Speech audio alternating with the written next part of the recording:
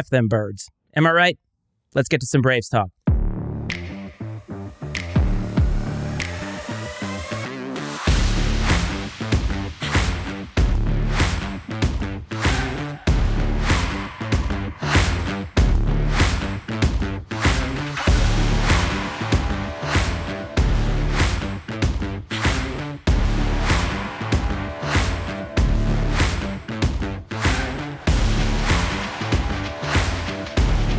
Fans, it's time now to meet the starters for this evening's game. It was ugly. It was not pretty, but it was a win. Welcome to Braves Talk, everybody. Iceman, Matt Freites, and on the other side, we got the pals, Coach and the OG. Welcome, gentlemen. Iceman, what's up? OG, Braves Nation, coming off a big W on Saturday night at Carver Arena. It was ugly at times. That's okay. Let's be honest. It was ugly the whole time. But all that matters in the end is that we got the victory. So it was great to be a part of a big crowd, over 9,000 people at the game. And I mentioned it last year on the Iceman and Coach show when we talked about this, how it was great to be back at Carver with a full arena like it was at the Drake game to end last season. And I'm glad that, we had a big crowd for the Drake game this year and then an even bigger crowd for the Illinois State game. And hopefully we get a nice one Wednesday against SIU. But there was a point in time where I wasn't sure if we were ever going to see this again. And I could not be happier that we are getting to experience it. It brought back some fond memories from back in the Mo days, 48, 45. And it was really kind of interesting, the entire game sitting there, the crowd, 9,000 plus, they're waiting for something really exciting to happen or run. And we were just on the edge every time we get up 3, 4, 5, and we're just waiting for that steal and slam or a 3-pointer and get the crowd rocking. And it built and then went flat again. So, but it was still exciting. We loved the win. Go BU. I will admit, I'm an hour ahead of you guys, so it was a little bit later here.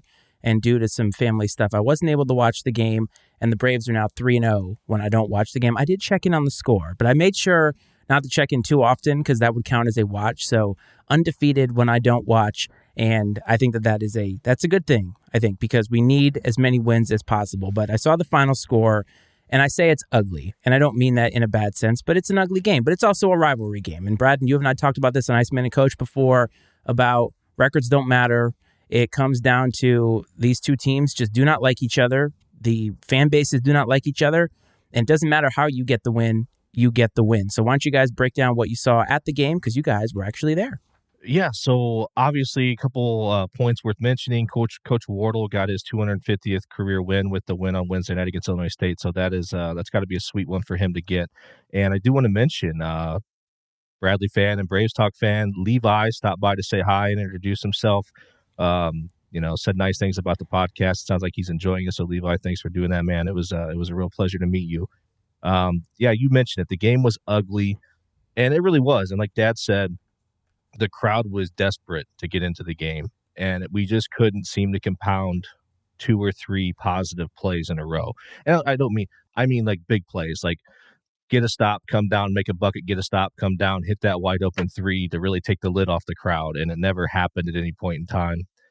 We were close, and but at the end of the day, we got the W. We played great defense. Coach Wardle was elated on the post-game show with how well we played defensively, because that's his style of play. He loves that. And, the compete, defend, rebound. We did 2 of those 3 things well. We competed, I thought, when it was tough, right? When shots weren't falling, we kept competing, and we defended really well. Can't say the same thing necessarily about the rebounding, but there's a tough matchup for us on the glass. They got some big bodies, and we got some guys with some size, but it's tough to bang in there with their guys, and they were playing very physical. And these games have gotten more physical as the years gone on with everybody, not just Illinois State with the rivalry. But I thought it was kind of on the verge of getting chippy at times, it seemed. But, everybody kind of reeled it in before it got too bad, I thought.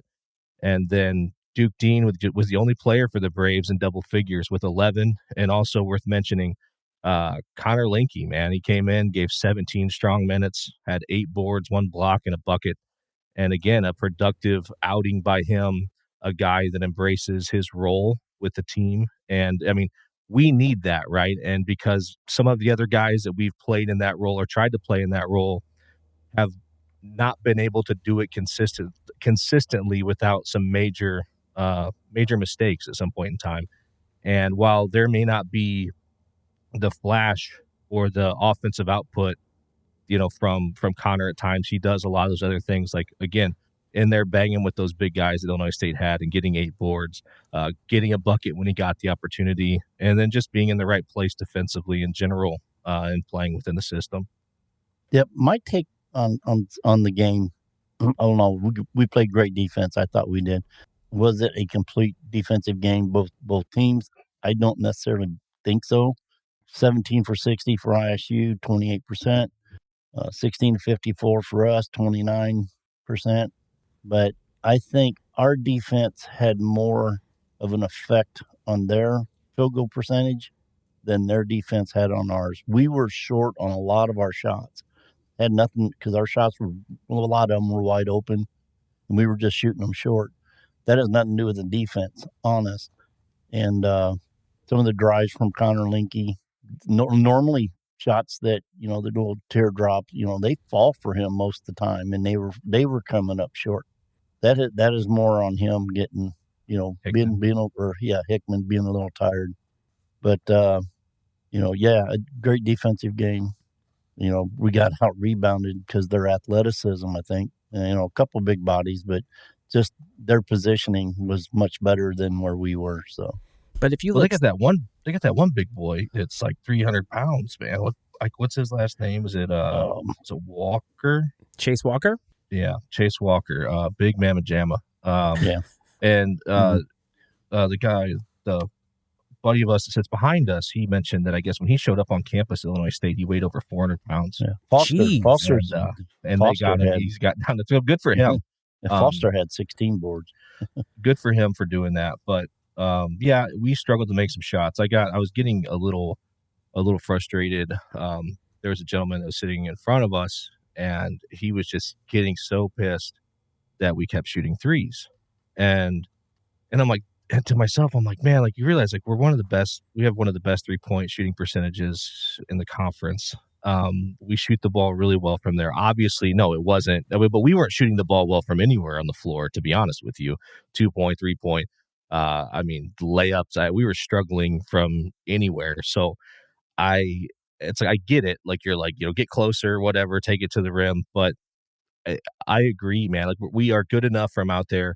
The percentages are in our favor. Just keep shooting them. Keep shooting them. Keep shooting them. I got no problem with that at all. I mean, over the course of a season, you're going to have the range of outcomes for games that you're going to see is going to be pretty expansive. Like, not every game is going to go the way that the team is built. And we do have a comment in here about whether Bradley is more offensive or defensive. And no matter how they are built, there are going to be games in which you're going to have to pull from your not as strong skill set, let's say, or something like that. But one of the things that tickles me as a statistician in my real life is Bradley went 8 for 27 in both halves. It's just amazing that you would go and have the same amount of shots, make the same amount of shots. But when you look at the stats on both ends, it's like one of the most even games I've seen statistically. And it just came down to who was going to make that final shot, who was going to be the most clutch.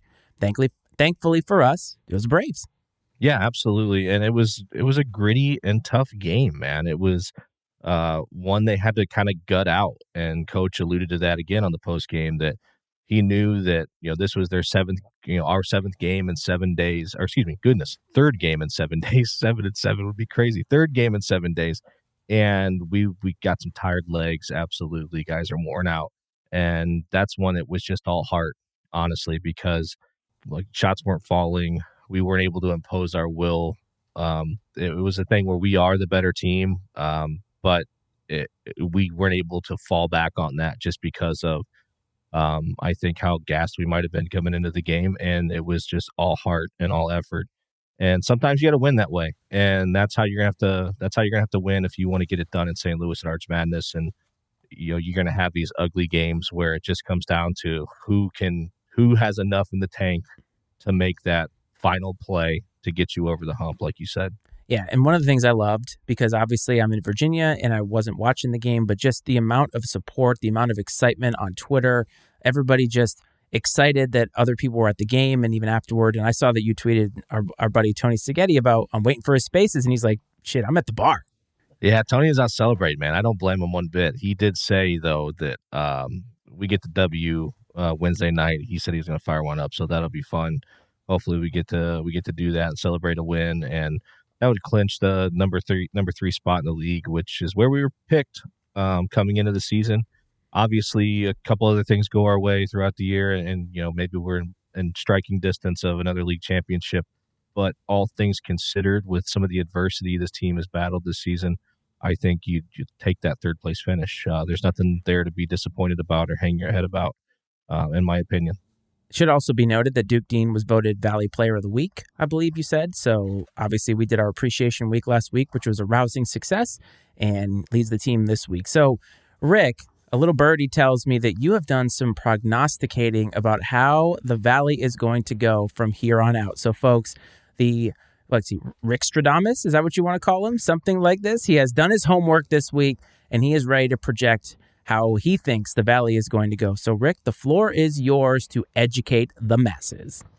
I'll real quick, just in the overall finish, and I can break it down afterwards, but I got Indiana State winning it outright, then Drake, us, UNI in the 4 spot.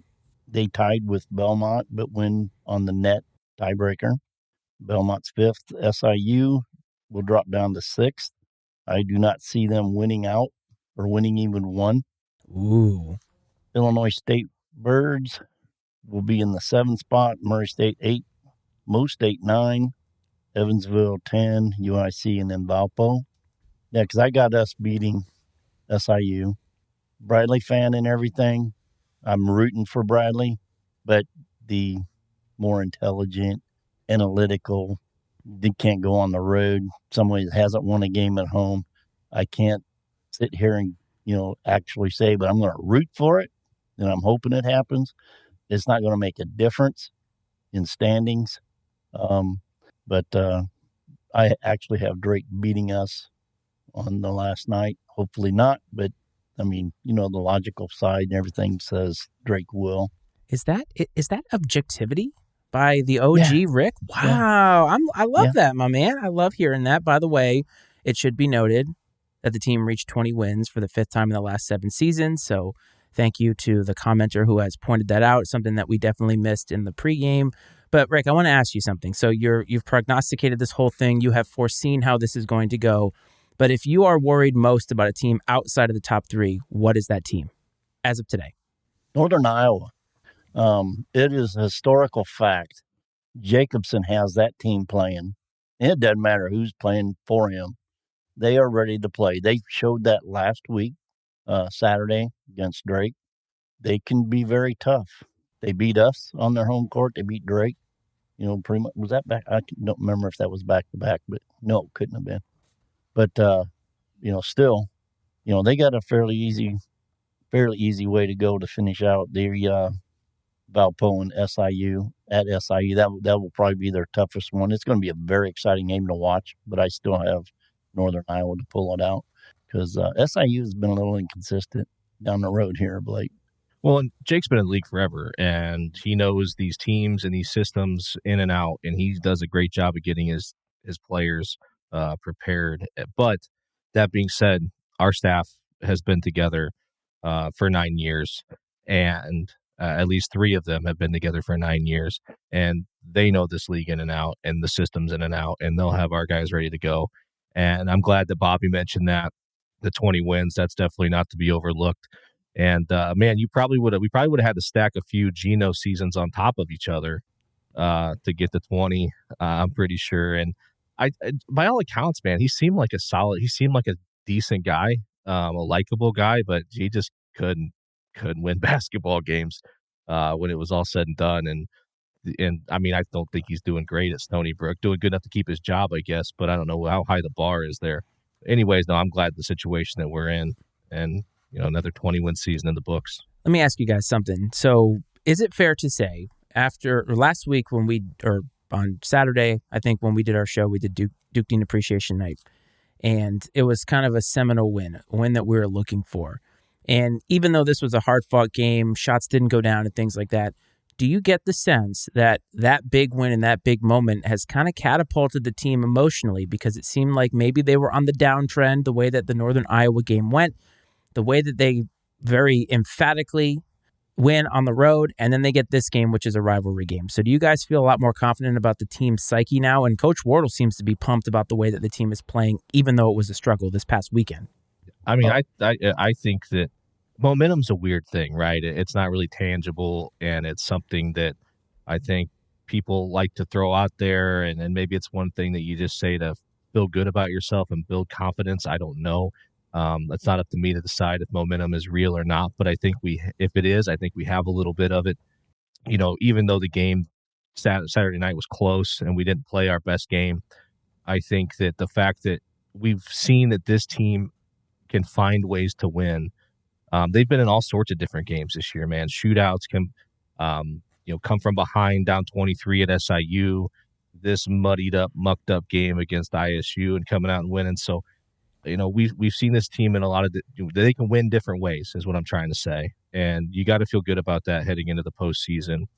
I do. You ask, do I think that the Missouri State win sort of catapulted things? I don't know if I would. It'd be nice to say that because it makes you feel warm and fuzzy inside, but I think that it was more than anything, it probably just functioned as a reminder to the team. I would think that they still have that in them, that they're just fine, that they can bounce back from a little bit of adversity and get back on track, and that, nothing's changed. They are still the same team that's made up of some great players that play well together. And just because they had a couple of rough ones in a row, it doesn't change anything, right? We just get back on track, get back to business, and find ways to win basketball games. Yeah, and I need to go back here to the standings real quick because if everything finishes as my projection is, that UNI team would be on the other side of the bracket. The team that would be left would be the Redbirds, of course. And they would have to go through and beat Drake to get to us. We would get the winner of the Southern UIC game. Hopefully we can get that one. It's tough to beat a team 3 times in a year, so.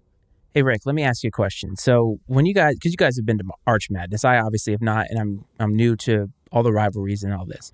Is it fair to ask that the rivalries, are they different when you're in a neutral site? I mean, obviously, when you're at one court versus the other, you're at Carver, it's packed, it's loud, it's exciting.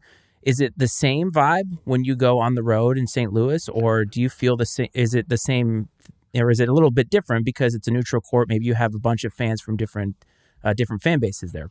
I think it's a different feel. I mean, it has the excitement, but there's more on the line, obviously. And if, Illinois State's been coming on, you can probably expect a lot of Redbird fans there this year.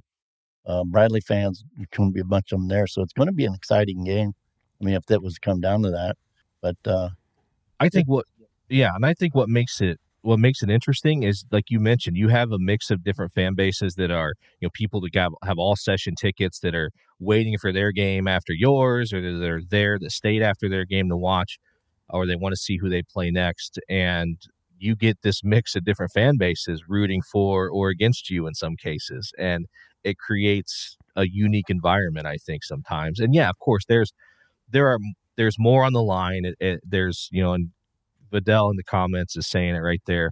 There's about 4 teams that travel well and the rest don't show up. So it is, in some games you may have a really good atmosphere with between 2 programs that have good fan bases that travel, but you may have, on Thursday possibly during the first round, you may have a couple teams, maybe like UIC and Valpo aren't playing each other, but if they were, there may be 50 people there to watch it, so it is sort of weird. I think you have to mentally get yourself prepared sometimes to play in a game. It's a big time game that maybe isn't in a big time environment from a crowd perspective. So, that I think adds an interesting dynamic to it. And maybe some people look at it as there's fewer distractions that way, but you know what you're going to hear? You're going to hear every chirp from every fan in the building when there's only, there's a couple hundred of them, as opposed to 6 or 7,000. And I just want to say, Vance, this comment, what you're talking about is what Brad and I are going to look like in Charlotte in a couple of weeks when we go for the first and second round of the NCAA tournament, because most likely we won't have a team in the race in Charlotte. So we will be shifting toward all of the underdogs as good neutral fans as we are. So, Rick, you got the standings there. What are some of the games that intrigue you this week in the Valley that you think are going to be important besides Bradley's next game, which we'll get to? Oh, gosh. Murray State Belmont, Wednesday night. That's going to be a home game for Murray. That's going to be a big one for them because they're two in-state rivals, be like Bradley and Illinois State. The others, nothing really stands out as big important factors. It's usually right in the middle, the Belmonts, the Murray States, UNI, and SIU. These games, Bradley game with SIU. So from the top of the league's pretty well sorted out at this point. Truthfully, minus anything crazy happening. There's a little bit of movement that I think could happen there in the middle, but it is kind of weird that we're down here with just 2 to play, and there's not some big matchup looming like last year with Bradley and Drake. It's just like, all right, let's just get through these last couple of games and get to the tournament. That's what it feels like to me. But Rick, of the 2 teams, Belmont or Murray State, which one do you want to win more for Bradley's chances in Arch Madness? Belmont. That's who I want. It's going to be a tough game. And because you're a closet Belmont. Yes, I was going to say that. Yes. But Belmont doesn't play very good defense. So you're all about the bees, not just the bees. That's right. The killer bees, like the Houston Astros back in the day.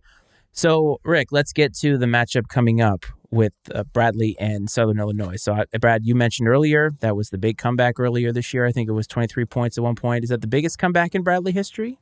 I thought it was. Thought it was too. If not, it was up there. Program records this year. Obviously, this has a lot of implications with SIU slotted right underneath. So I think a win here, pretty much guarantees that Bradley's going to get the 3rd seed in Arch Madness. So what are some of the keys to the game, OG? Yeah, rebounding, keep our turnovers down, hit our shots. Of course, we can't come out dead to the world. We got to take the lid off the rim early. And then keep them in check. Don't let them go off like they did the first time we played them. What about you, Brad? I agree. I don't have like a thorough, intimate knowledge of SIU. I know that they're another team that's got a strong defensive philosophy. Obviously, Xavier Johnson is going to be in the running for Player of the Year, and he's a ton, and he's going to have to be accounted for. And hopefully, Malavai is able to pick up that burden and deal with it, which he's been able to do that all year against the opponent's best guys. So I'm not too concerned there. But and Vidal said right there, the bigs got to stay out of foul trouble. That's absolutely true. Mal and Darius, especially Almar, with the way he's been kind of coming on with the shot, you'd like to see him be able to stay on the floor and get more of those opportunities. And he's got to stay out of foul trouble and play well defensively to do that. Dad mentioned the boards again. You want to see us keep competing on the boards. There are times, again, we are going to be physically outmatched at times just because we've got some guys that are tall. We've got length. We just don't have a lot of beef, man. And yeah, you can do some things to overcome that. I'm not a X's and O's expert when it comes to the game of basketball, but I'm sure there are things you can do to overcome overcoming that physical disparity that may exist in the paint. Just another solid effort. You'd hope we can come out and knock down some shots early and build that confidence up and not have to dig ourselves out of a 23-point hole. That would be less than ideal. Super helpful. And it is, it is also worth mentioning, it is senior night. So hopefully there's a great turnout. I know that, Connor Linke, I believe, will be recognized. Malavai. I want to say Gonar. Someone in the comments can correct me. I believe that Gonar will be recognized as well. So a chance to see those guys in action one more time at Carver. Obviously, we're going to get to see him a few more times this year, hopefully well in the March. Other than that, man, it's, again, like I've said every game so far, this is more about Bradley against Bradley than it is about SIU. If Bradley plays their game, they're going to be fine. Yeah. And that's, it sounds cliche, but that's really what it's about, is just them showing up and doing, playing within their system and doing the things that the program hangs its hat on. It would be nice after this last game, which was tough and physical and gritty, to have a more even performance where maybe they don't have to be or put so much mileage on their bodies, right? Such a tough game, and they can be a little bit more fresh heading into the last game of the season. I mean, you can't always, you're asking for like a blowout, but it's like, it'd be nice if this was an easy game, something that we could just get through and not have to worry about it. Because after that physical game, it takes a toll, and we could use a little bit of rest and some of these legs being a little bit fresher. So I think next week, guys, I think we should shout out some of the seniors that are, all of the seniors that are celebrated at senior night. So we will make sure to do that. And before we get to the end here, do you guys have anything you'd like to share with the very large crowd that we actually have here tonight? Oh, just thanks for everybody for tuning in, hopping in the comments, sharing your thoughts, and it's great. This is kind of growing episode by episode. It's been a lot of fun, and I look forward to kind of going on this ride through the postseason and Arch Madness, and hopefully we get to stay tuned into some Bradley basketball well into March, and I'm excited about that. And you kind of mentioned you'd hope for an easy game. There are no easy games in the Valley, right? Landmines everywhere, right? And so I'm sure it'll be a tough one again tomorrow, Wednesday night, not tomorrow, Wednesday night, and then another tough one this weekend against Drake. But again, thanks everybody for the support. Appreciate it, and go be you. What about you, Rick? Anything else? Yeah, again, thanks for the support, everybody, for coming out and listening, jumping on here and putting in your comments, questions. Other thing I'd just like to say is everybody in the Valley plays their final game Sunday. The 8 teams that will play Thursday, they have Monday, Tuesday, Wednesday, and then they'll be playing Thursday. So they got that rest. The top 4 guys, top 4 teams, they have an extra day's rest. Everybody going to be playing with the same amount of rest except for those 8 teams. That's why it's hard to win 4 in a row. But, everybody's going to be with the same exact situation.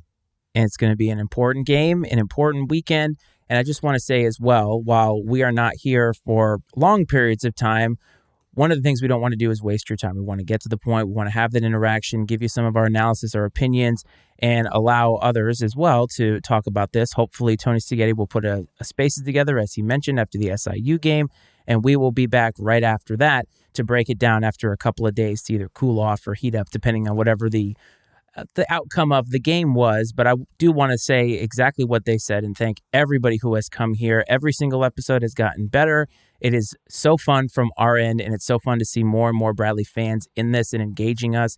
And we can't thank you enough. It's humbling for me, and I'm not from the area, obviously. So for those 2 guys over there to have somebody come up and say they love what we're doing, I can tell you, for Brad, that means the world, and we just hope that continues, and we hope that you see us as a continuing trusted voice in the community. So before we get out of here, if you want to follow us, if you're not already, on X at Iceman and Coach, Twitter at I&C Sports, Facebook, I&C Sports, and if you want to find us or other podcasts, mattyicmedia.com, where we have other podcasts like my sneaker podcast.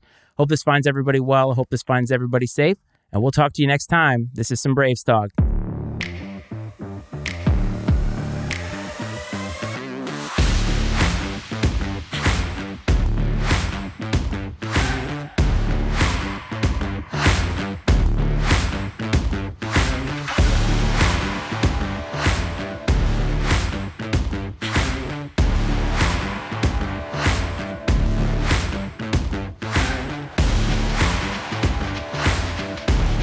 Fans, it's time now to meet the starters for this evening's game.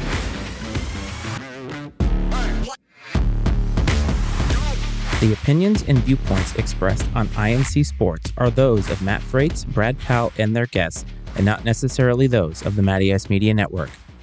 I&C Sports is exclusively owned by Matt Freites and Brad Powell and is brought to you by the Matty Ice Media Network.